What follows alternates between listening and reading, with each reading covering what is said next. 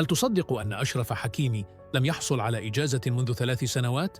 هل تعرفون ما معنى أن تقاتل كل يوم دون راحة؟ أن تمثل نادياً ومنتخباً في نفس الوقت بلا توقف؟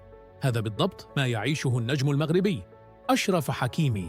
منذ عام 2022 لم يعرف معنى الإجازة. بدأ الموسم مع باريس سان جيرمان، ثم سافر إلى قطر ليخوض كأس العالم. 7 مباريات خاضها لأن المغرب بلغ نصف النهائي.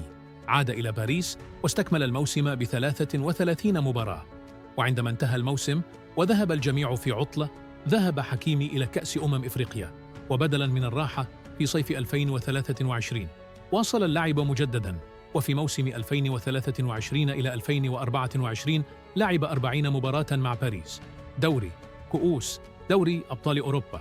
ثم كان يمكن أن يأخذ استراحة، لكن لا، ذهب إلى الأولمبياد مع المغرب، لعب كل المباريات وفاز بالميدالية البرونزية.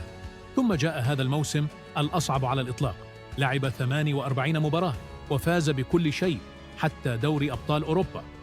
لكن بدل أن يرتاح، استدعي مجدداً لكأس العالم للأندية، وموسم آخر مرهق في الأفق وفي الصيف المقبل. كأس العالم في انتظاره. فمتى يرتاح هذا الرجل؟ أشرف حكيمي، المحارب الذي لم يتوقف منذ سنوات. ربما جسده يتعب، لكن قلبه لا يعرف الراحة، لأنه يلعب لأجل الوطن ولأجل المجد.